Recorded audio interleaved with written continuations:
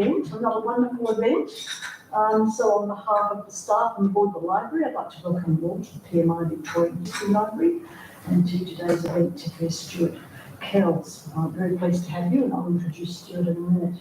So I think I've met most of you, maybe one or two I haven't. So my name is Judy Ellis, and I'm president of the library here.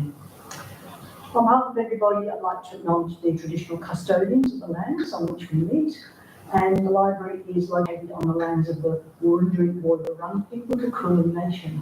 And we pay our respects to their elders, past, present, and emerging. Sovereignty has never been ceded, it always was and always will be Aboriginal land. Just a couple of admin things to start. The bathroom is basically on the other side of that wall there. So you go out the door, do a U-turn, and there are bathrooms there. We have two emergency exits, one back up where you came, through there, where Ellen is at the door, and the other one through here and down the corridor. Of course, if there's any sort of emergency, our staff will make sure you get safely out of the building. So delighted to have you all here and sharing this event on another cold winter's night, so we appreciate you coming along. Our library is the second oldest library in Victoria, founded in 1854. And we collect all aspects of Victorian history, along with any interstate or national material which includes or informs or affects or has affected Victoria and the history of Victoria. We've got more than 35,000 items available. They're all on site here, and most of them are available for loan. And we're the only for loan type of collection of this sort in Australia. And our core collection is local history, and we also have information on most towns across Victoria.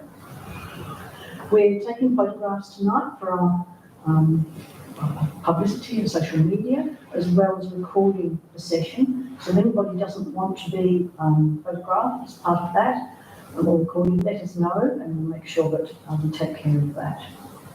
And also the time for some questions at the end.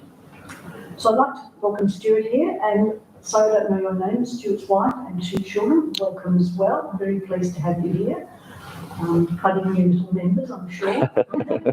And Stuart's going to share some stories and insights for us from his research and also from his own career in the book world, and give us a glimpse of the world of publishing by focusing on the attraction of books, publishing and the libraries as subjects for writing. And Stuart's most recent book is a history of Australia's oldest and most prestigious university press, which is the Melbourne University Press, which you have heard of. And there's books from, Ellen, do you want to remind us where you've got here? So everything that's in the cabinet is published by Melbourne University Press, apart from the top row of that cabinet and the two Stuart has, because they're the ones that Stuart wrote. Okay. All of them alone. And Stuart's also got books here for sale as well tonight. Just before I hand over to you, I'll just read a couple of paragraphs that I picked up today from my colleague, Dennis. 5 years ago, you wrote, says Stuart and Ian Gale, wrote a history of the so-called Big Four accounting firms, PricewaterhouseCoopers, Deloitte, KPMG and Ernst & Young.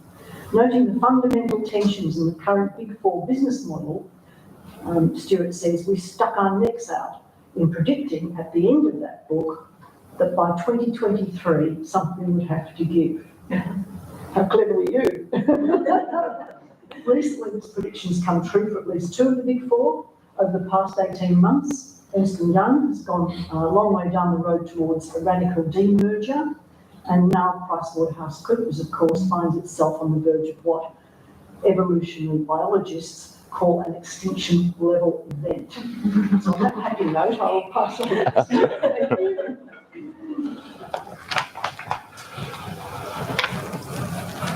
Brilliant.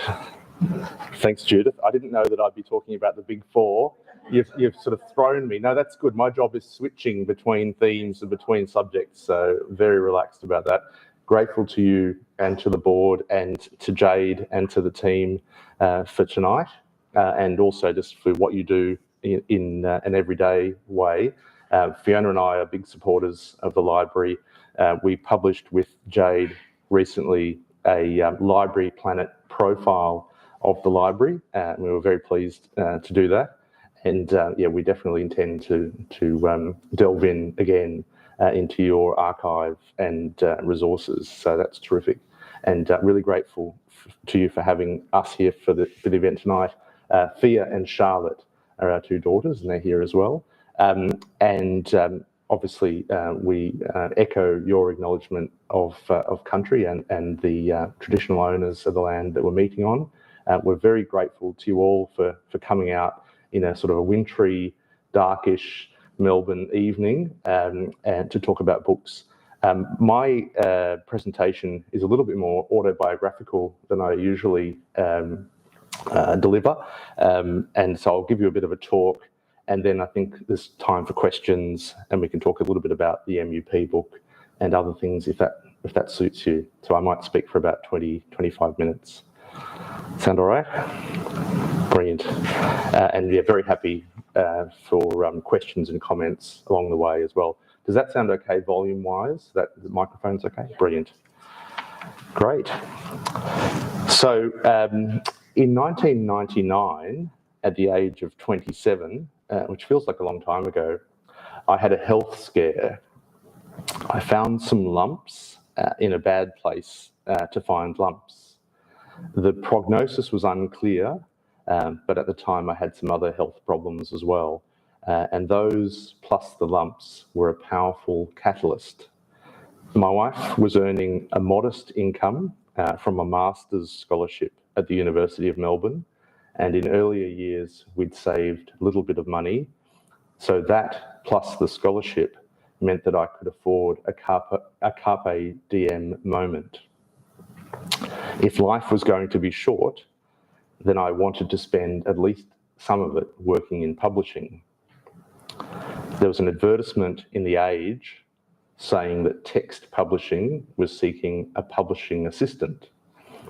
I'd had some brief experience in academic publishing, and I knew a few things about books, but I had no actual experience in trade publishing and no editorial qualifications. I didn't know what a publishing assistant was or what they might do. To support my application, I quickly taught myself the editing marks and conventions, and I researched Text Publishing's backlist. After several rounds of interviews, I was offered the role. So I left a seniorish, highish paying job in the Premier's department and entered a very junior, very low paid job at an independent publisher. What, in hindsight, was I thinking? And this is partly my justification. I'd always been a bit of a book person and a humanities person, always interested in writing and in history and the arts. But the pressures of money, plus ignorance of what was possible in a humanities career, had led me into finance and economics and the law. Those fields were the backbone of my undergraduate and postgraduate studies, but I took, wherever I could, the maximum number of non-commerce, non-law subjects, including the philosophy of language, modern literature, and existentialism and feminism. I also attended, without being enrolled, other subjects in art history and linguistics and other humanities disciplines. So this meant that in parallel with my main degrees, I assembled a bespoke course in books.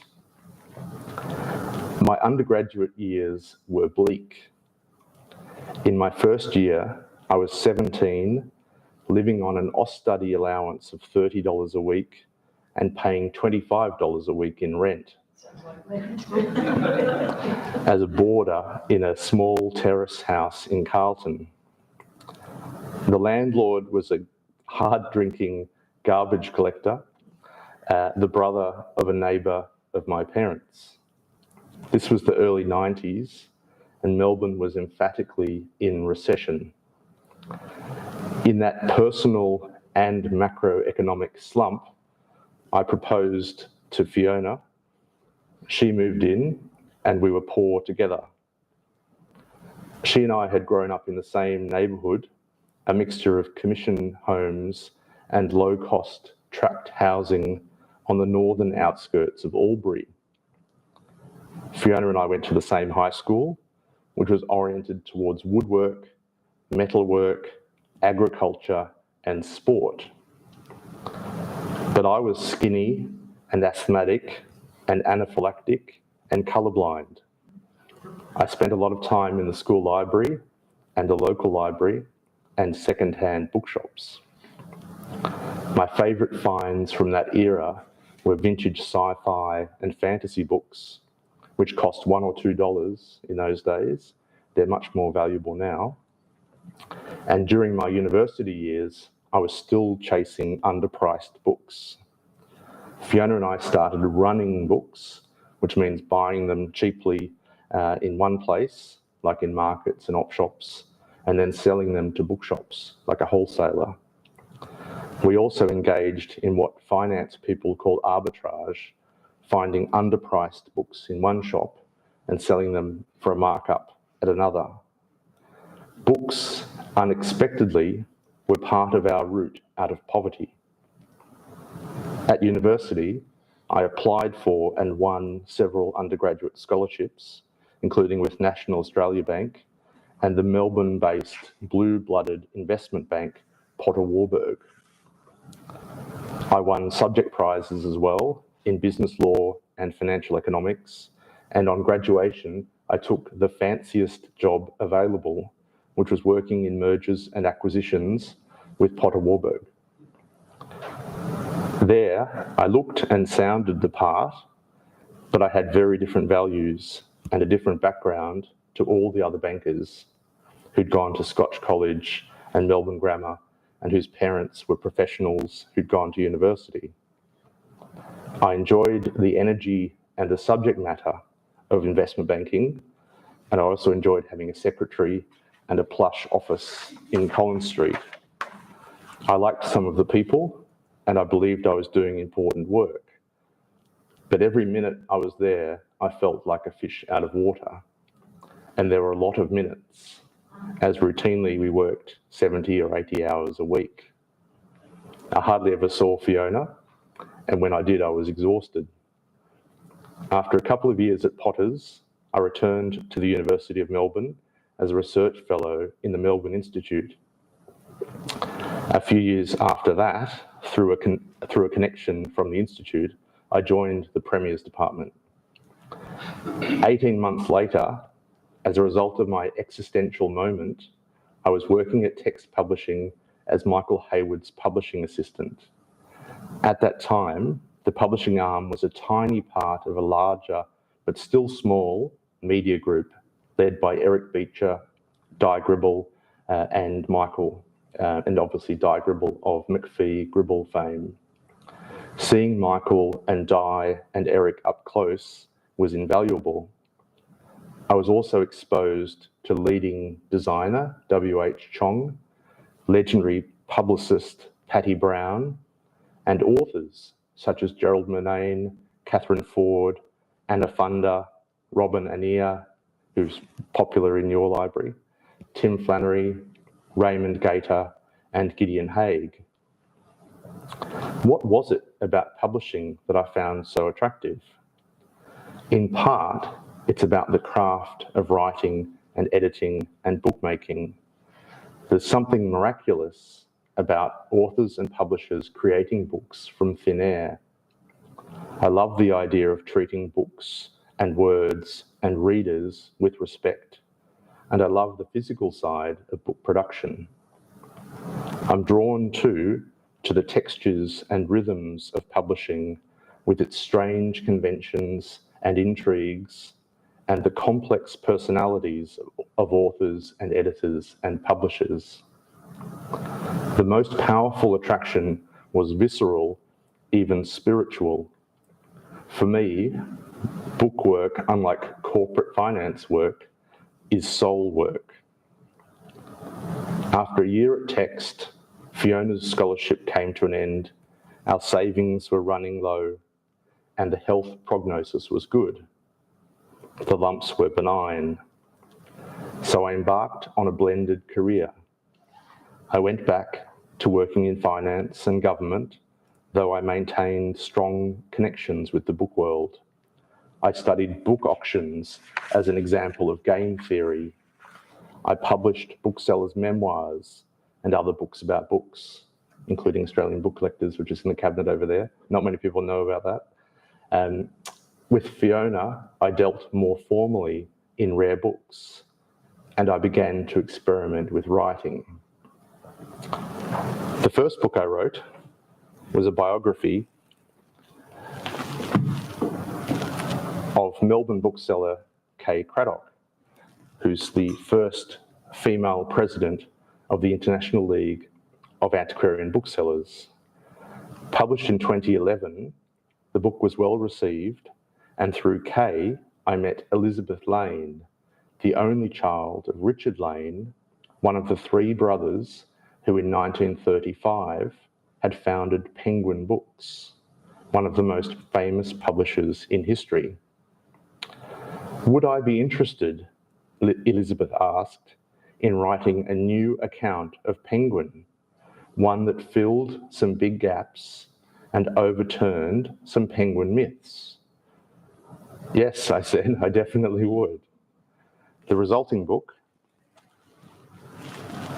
Penguin and the Lane Brothers, included a lot of fresh material, such as new details of the brothers' relationship and Richard Lane's life in Australia before Penguin was established.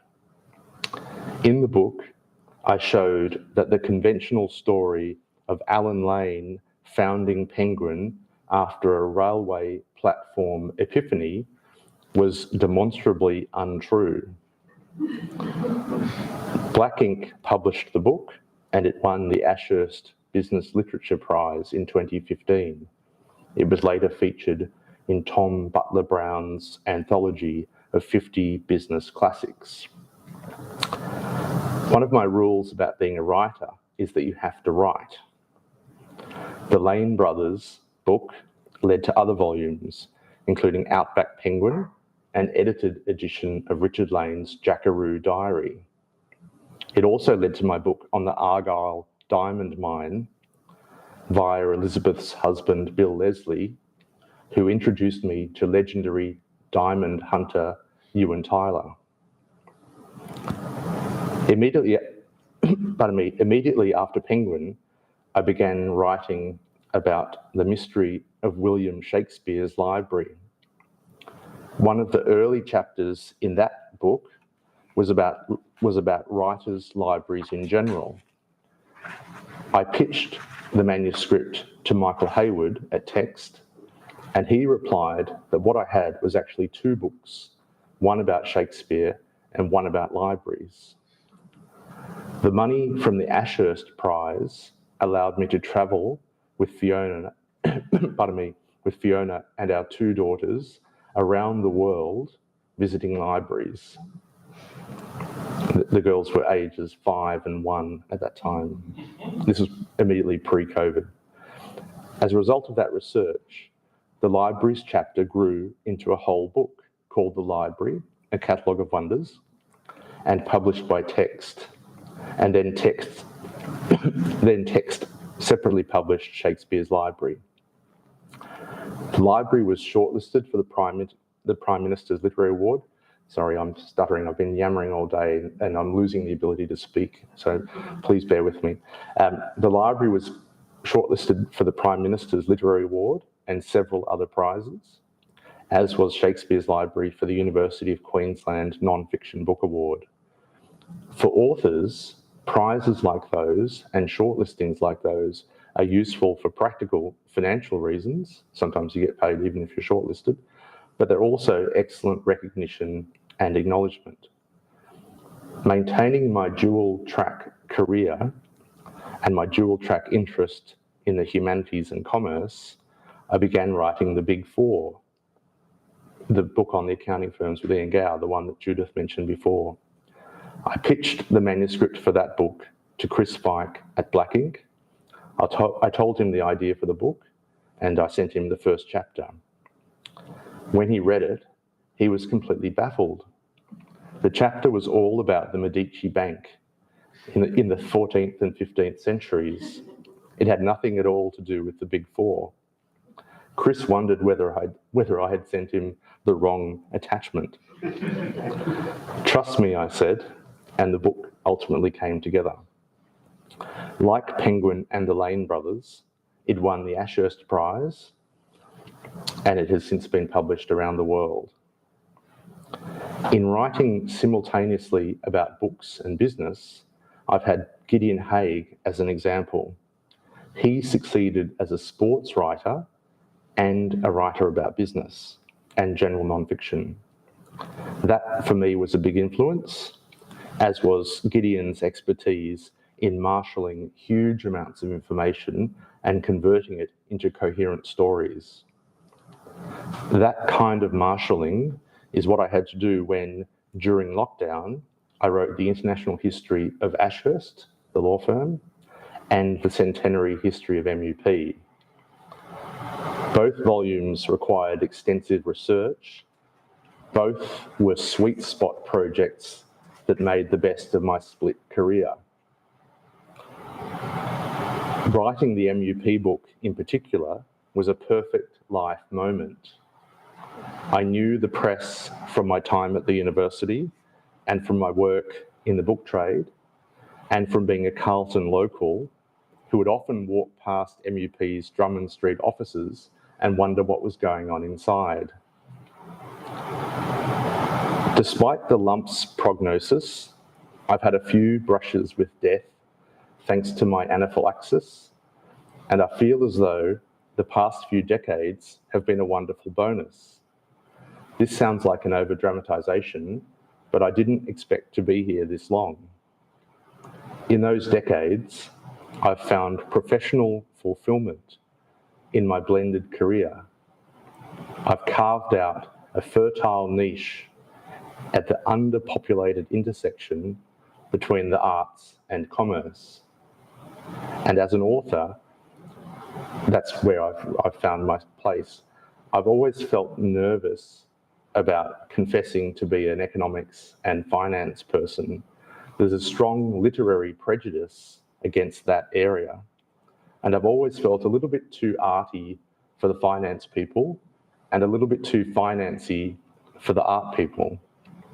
But as I've got older, and as I've studied people like Kate Jennings, who successfully spoke across those different domains of literature and finance,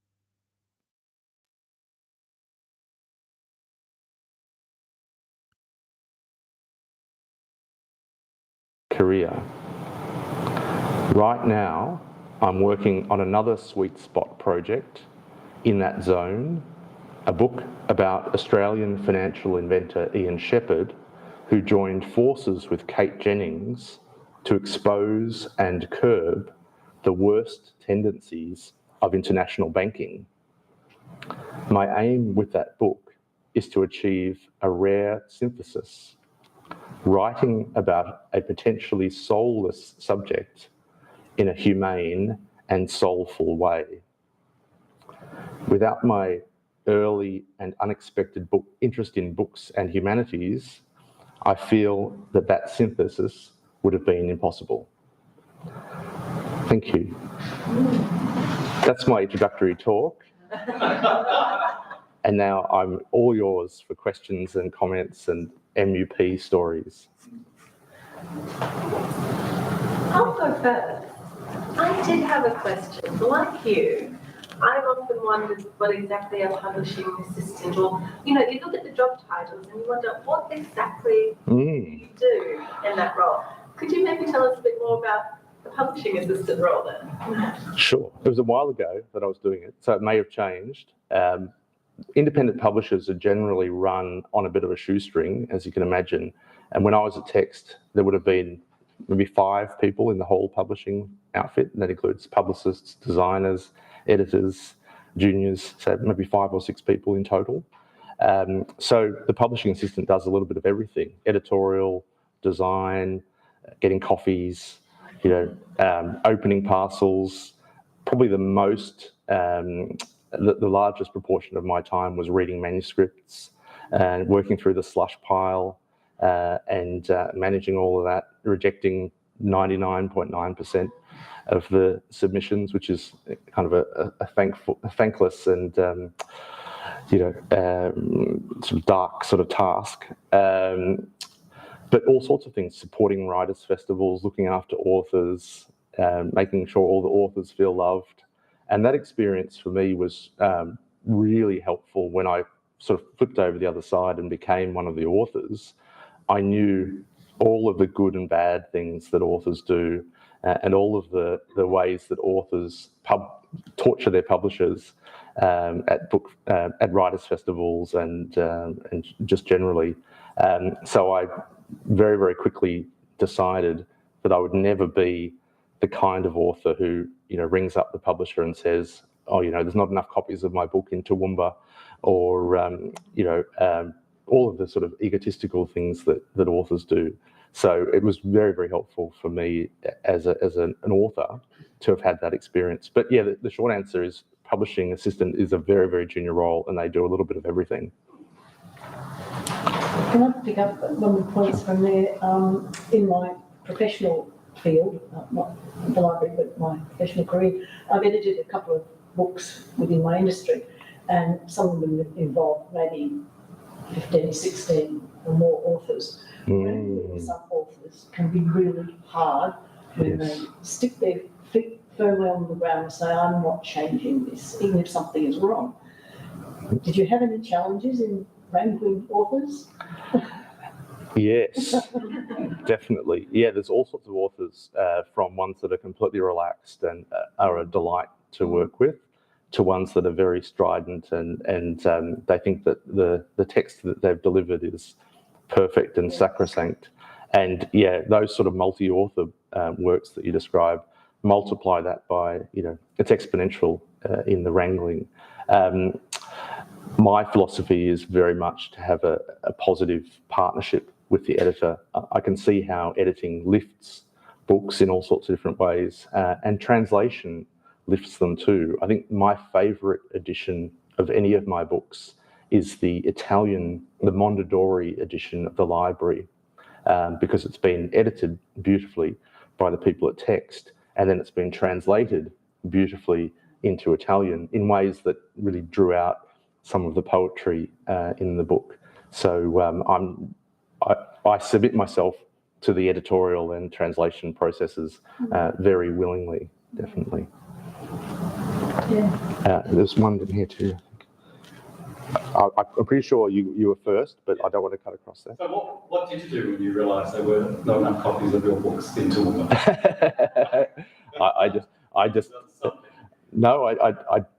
let that process happen. So publishing is very sort of segmented. There's the role for the author, but there's things that the publisher does that the author shouldn't intrude into. Distribution is one of those. Design generally is another. Even things like choices of covers and titles. Authors can get very annoying if they're strident about fonts or about cover design. I'm completely arm's length. I already said I'm colourblind. I'm not the person to consult about questions of design, and it's not my area. But I know that it's not my area, and that also applies to distribution. You have to have faith and confidence in the publisher. Sweet. Yeah. Who decides how many hardbacks and how many soft colours? The publisher? Or Yeah, definitely. hardcovers come out first? Usually, if there's going to be a hardcover edition, there will be one that'll come first. Yes. It's very common now for books to go straight to paperback, to sort of skip that stage. Rarely, a book may take off incredibly well in paperback, and then there'll be a hardcover edition later on as a sort of a collector's edition or as a sort of, I don't know what, a monument to it. But yeah, generally the model used to be it would have a run as a hardback at a certain price point, and then it would have a run as a paperback. Generally, the price differential between hardbacks and paperbacks is not to do with the production costs. It's more about getting as much out of the market for a particular book as possible. But those sorts of decisions definitely are made by the publisher. Yeah. It's hard to think you can't decide on the cover. The cover's important. Well, that's right, but it's not unless the author's paying for it, unless it's a sort of a commissioned thing, then the author is consulted on the cover, but not the author doesn't direct about the cover design. And I think ultimately that's a good idea because the best people to do the cover design are the cover designers. And I was very lucky. The person who did the Argyle cover, Peter Long, also did my Penguin and the Lane Brothers cover. And I think both of them are fantastic. And I could never have done anything like either one. I think there was one here. Yeah. All right. Sorry, when you write your biography, how did you start your research in getting the subject's life? It's a really good question. Yeah. This is as close as I'll get to writing my own biography tonight. So I generally get pretty deep with the key people. So with the Argyle one, I spent a lot of time with Ewan Tyler, who was the main sort of backbone of the Diamond search, and then the businesses literally seeing him every week over an extended period. The same thing with the finance one, so Ian Shepherd, meeting him almost every week over 3 or 4 years that's been, and the Lane family for the Penguin book. There were 2 or 3 main modules of the research for the Penguin book. There was spending a lot of time with the family, looking into the Melbourne archive. So there's a very good Melbourne Penguin archive, but also my wife flew to Bristol with one of the Penguin family members. They took an iPad into the official Penguin archive and took something like 3,000 photographs of key documents, and then we processed all of that. So we go pretty deep. Yeah. Stuart, thank you very much for an intriguing talk. And I want to pick up on Melbourne University Press. Sure. I've sort of, as a Melbourne citizen, I've followed with some intrigue what the various eras has gone through. Yeah. Just wondering how you feel about what is the trajectory of it. So, something we prepared earlier. Where do you think these university presses are going? Because under Louise Adler, it got a lot of notoriety. Mm. And then since then, you'd have to burrow deep to even find it existed. That's just me as an ordinary citizen. Sure. But how is it going now, do you think, in comparison to the period of Louise Adler? Where do you think the university presses are going? Sure. Lots in that question. Part of the answer is that there are fundamental tensions in the idea of a university press, and I can talk to you about that. Part of it is that Louise Adler period was probably the absolute peak of the idea of general engagement and trade publishing within a university press context. And I'm happy to talk about that, their political publishing, for example. But there were periods before then where the profile of MEP was quite similar. So in the Peter Ryan era, for example, they were publishing very mainstream, and Gwyn James as well, very mainstream books on a large scale. They had a large commercial printery of their own. They were rivaling Angus and Robertson as the main, Australian non-fiction, quality non-fiction publisher. They were publishing political works, works by general non-university, authors, general non-fiction authors like Michael Cannon, Geoffrey Blaney, who's been sort of in and out of academia, but very successful titles with authors like that. So it's not the case that the Adler era was the only time that they sort of experimented with trade publishing, but definitely, you're right. In that particular period, they had a very strong profile. There's a few things behind that. One of the tensions within a university press is money, right? So there's a pendulum that goes back and forth between well-funded and not well-funded, because there's a public good element in a university press. The whole idea of having a university press is because it's not publishing purely on a commercial basis, right? So their starting point is the books that wouldn't find a normal commercial audience, a normal commercial publisher. So they're already behind the 8 ball at that point. And so they need a subsidy. During that period, immediately before Louise, there was a lot of controversy about how much money should be spent on the press or how much it should be funded. And it was coming into that very strong, remember Melbourne University private and the sort of neoliberal era. And the idea was that it had to make its own way, that the press didn't have any subsidies from the book room or anything like that. It had to make its own way, and therefore it had to go much more deeply into trade publishing and commercial publishing. Now, they still had subsidies and they still ran at losses through that period, but they had a really strong mandate to go into books that would sell a lot. So they had the Mark Latham diaries, the Gatto book, the Costello memoir, all of which sold well into the tens of thousands of copies. Very unusual for a university press, where a normal academic monograph might sell 800 copies or something. So that was the mandate. But the pendulum, so there's a financial pendulum that swings for university presses. The other pendulum is between this sort of idea of scholarly publishing and trade publishing, right? So in a sense, they were victims of their own success because they were so obviously strong in that trade segment.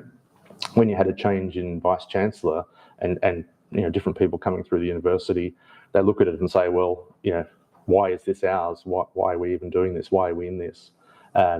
If essentially the press is competing with commercial publishers to outbid them on advances and things, it kind of questions where's the public good element of that, where's the market gap that they're supposed to be filling if they're literally in the market and competing directly.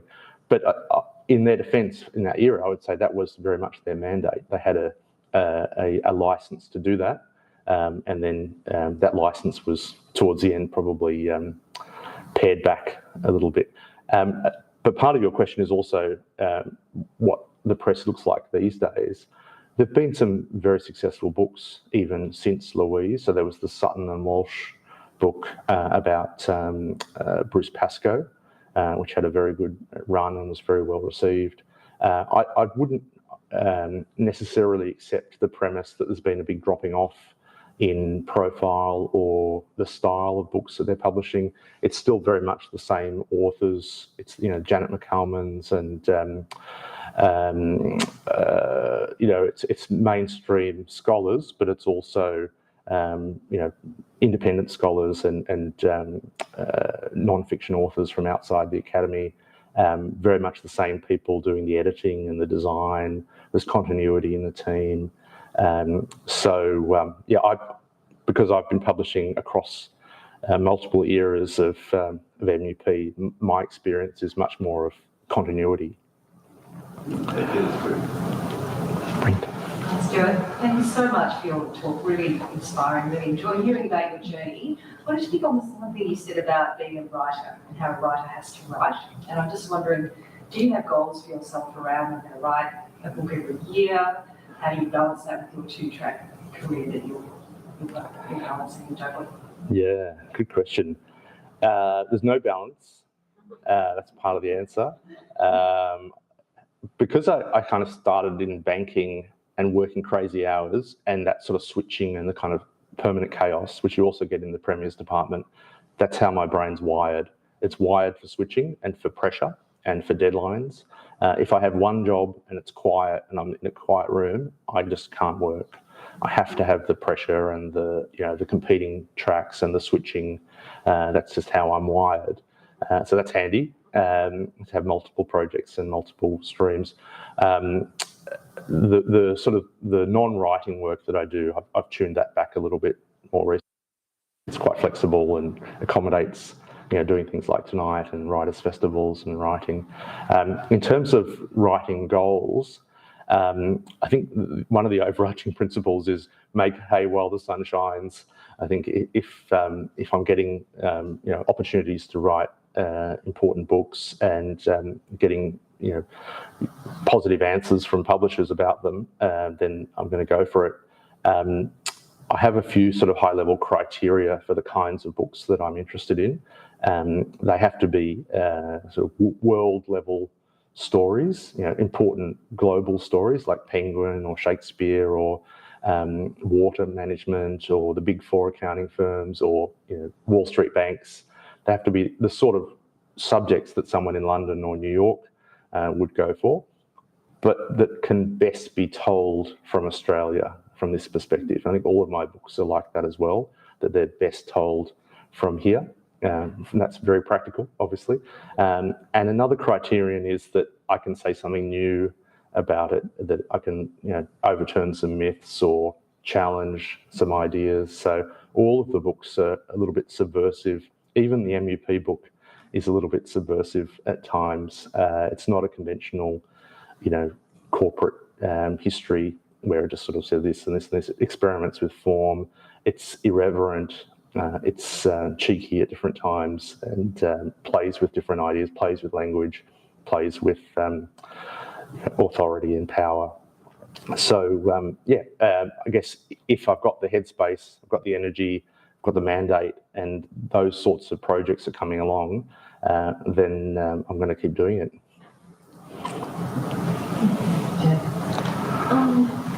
Now that we're talking about the MUP book, you obviously do, as you mentioned, extensive research for each and every one of your books. I was wondering, what was maybe your favourite rabbit hole that you went into, or something that struck you as, I didn't expect that in my research when you were researching that particular book? Great question. There's a few things in that book that people haven't really focused on, which I find fascinating. So there's the Nathan Hollier period and where Nathan came from. In some ways, he and I have similar backgrounds outside of the city, outside of money, outside of any kind of networks. And so he and I had similar sort of worldview. And some of the things he has in there around his experience of working at Monash University Press before Melbourne, I find really fascinating. And his life leading up to that is fascinating. Another fascinating era that I didn't know anything about was the Gwyn James era. And Gwyn was such a strange and interesting person that came into the press relatively early in his academic career, but had all sorts of ambitions for growing the publisher, for becoming a printer as well as a publisher, which was unusual. And he had this very grand vision of MUP becoming the Australian Universities Press, becoming like Clarendon is to Oxford University Press, becoming Everyman, the Australian equivalent of the Everyman Library, and the Australian equivalent of the Nonesuch Private Press. So we had this sort of private press fine printing benchmark, a university press benchmark, and a trade and mass market benchmark. And all those things together meant growth. So they had a full-time representative in London during that period, paid for by MUP, because Gwyn had a bit of a sense that if you were going to succeed in publishing, that meant succeeding in British publishing. He was English background. So it was such a strange period of growth, and they borrowed a lot of money. So there's a whole series of heads of MUP who've been essentially marched out on financial management grounds, and he was emphatically one of those. But yeah, that's not something that people have talked much about, but I didn't expect to find any of those things when we went into the archive. It's fascinating. We talked about formats just before, and you mentioned like the physical aspects of a book. E-books. Have you done it? Would you think of doing it? Where do you think that sort of book is it going to? Where is that going compared to e-books? Whether it's something you get online from different providers or just an e-book from your local library, it's all very available. Sure. That's how I tend to read books, but perhaps not common for someone in my age group. But yes. What's your view on all of that?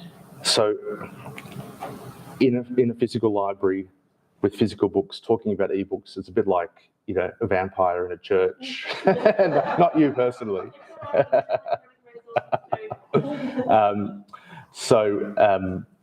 Obviously, I'm not an e-book person, and I think I've only ever bought maybe one e-book in the last 50 years or so.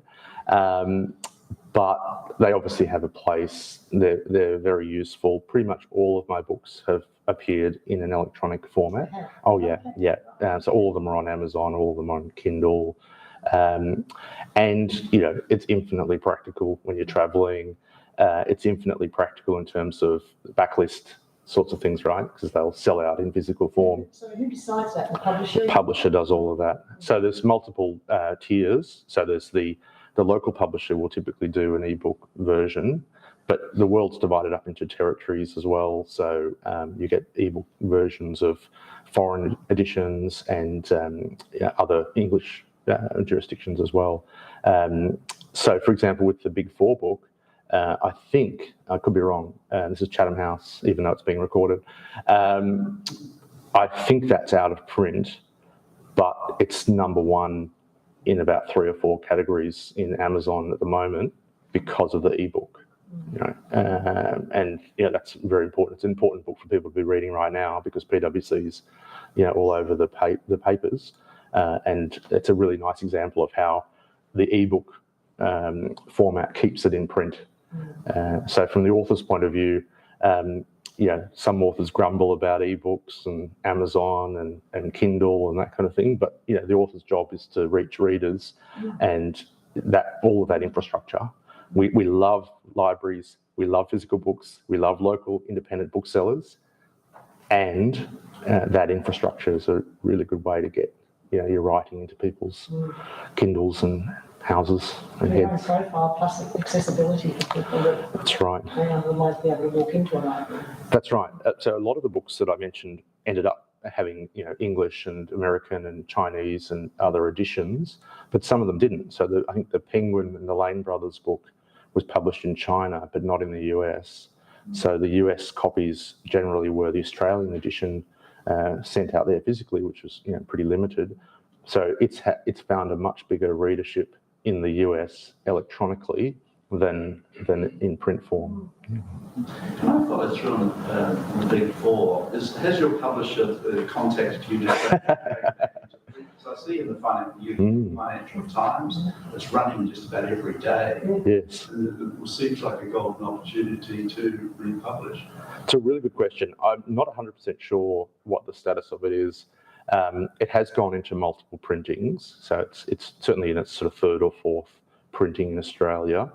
And as I said, the ebook's going, you know, very strongly.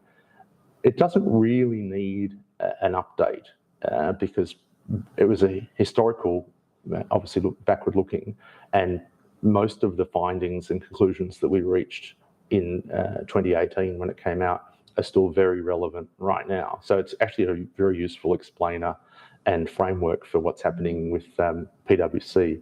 Ian and I have done, my co-author Ian Gow, he and I have done a few articles and some media appearances. We were on The Business recently with ABC. We've done a couple of other ABC radio things. We've got some other things coming up in the newspapers.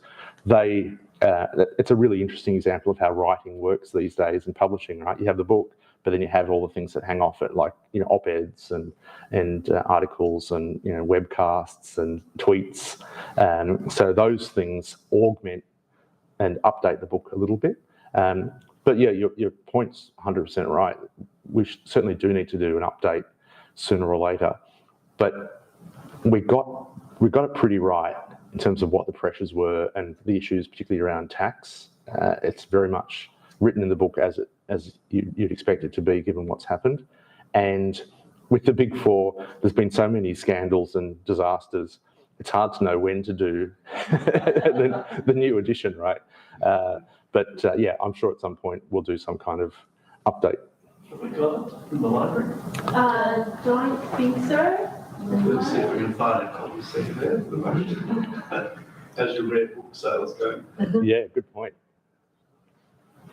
Like everyone, thank you very much for the presentation. But I'm interested in the writing process, and one of the comments that you made about when you make the pitch, you write the first chapter. Yes. 2 questions. Is that typical? But secondly, how much does that first chapter change as the book evolves? And does it constrain you, or is it helpful? to make written the first chapter? Yeah, it's a really good question. So having a first chapter that's so different to what you're pitching and the rest of the book, that's unusual. So that the big four story is very unusual. Usually you can get a bit of a sense of the book from the first chapter, and having something on paper that you can actually pitch to a publisher, particularly if you're sort of starting out, and I was starting out for a long time, that was really, really helpful to be able to pitch text. Sometimes they even require you to pitch the whole thing, not just a chapter. But once it's in editing, you're not really constrained around structure. You'll work with the editor, and it may end up that what was the first chapter becomes the last chapter, or all of that content spreads through the book. The text is still quite open through that editing process. So you switch phases. It's a modal shift. You're in a marketing phase when you're sending in the chapter or your manuscript. That's not necessarily binding on the actual textual preparation and production phases. Yeah, it's a long tail, and the text will be quite open for a while. Is that helpful? I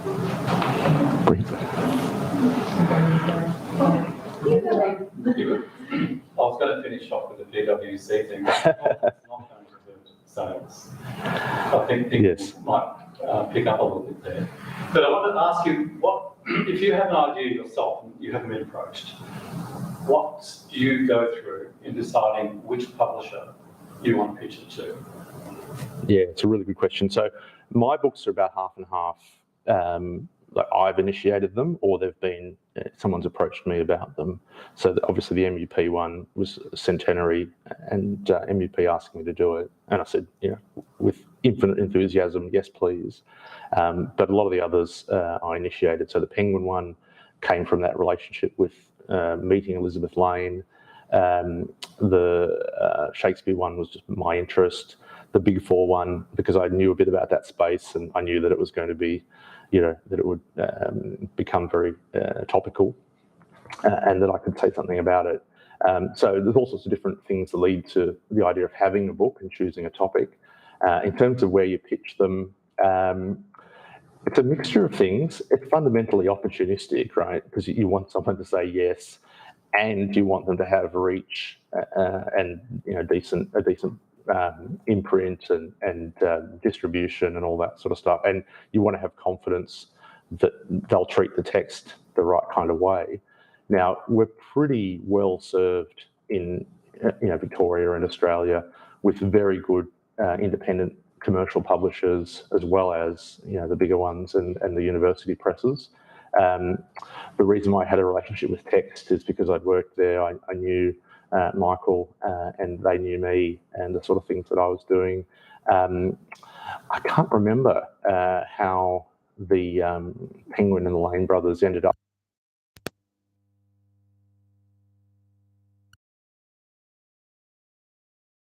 publisher for, because I think it was actually through my agent, Sheila Drummond, that we found that connection.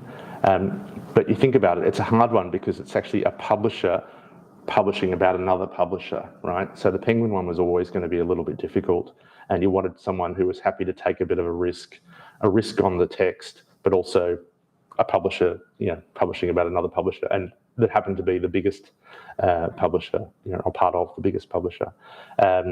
So yeah, it was, in those days I was pitching through my agent. What else? I've got into a bit of a groove now with MUP, and I think probably the null hypothesis is that the next book and the next book will sort of go to them in the first instance. So I've got about half a dozen MUP titles either recently published or in the oven, and that's partly because you build a bit of a relationship. You get to know them, they get to know you. And you become, a known quantity. I think but fundamentally, as I said before, the author's job is to find a publisher who's going to say yes, and say yes in the right kind of way. And I'm not in any way having a go at MUP, but from my point of view, a lot of those imprints are pretty interchangeable. I really rate a lot of the Melbourne imprints that I haven't published with, like Scribe and, Hardy Grant and others. We've got a really good publishing ecosystem here. I've still got a great relationship with, Black Ink and Text, and part of the author's job is to, build and maintain those relationships. Are you able to stay, Stuart, for a little while afterwards to talk to people? Yes, as we close? definitely. One last question. Primjay, you had something to ask? So You actually please- answered it in that last question. That's brilliant. Okay. Thank you, Stuart. I will close now in the interest of time, and we've got refreshments down at the back. But thank you so much for your story. Absolutely fabulous, and all the other stories you've told us tonight. I'm sure you'll really enjoyed it. It's been lovely meeting you. Now, a small gift from us. Oh, wow. Thank you. Didn't expect that. Thank you. It's a book. It's an ebook. Brilliant. Thank you. And thanks for having me, everyone. It's great. A really nice group and a really nice vibe in this sort of cold Melbourne evening. It's great to have you all on. So you've not had much to do with this before. We have all sorts of things in our program that Jade puts together for us. So clubs, family history sessions, learning how to use computers, events like this, which we have every month. So if you're not on our mailing list already, make sure you leave your email address with us at the end with Ellen, and we'll make sure that we keep in touch with you so that you know what's on next. So please join me in thanking Stuart.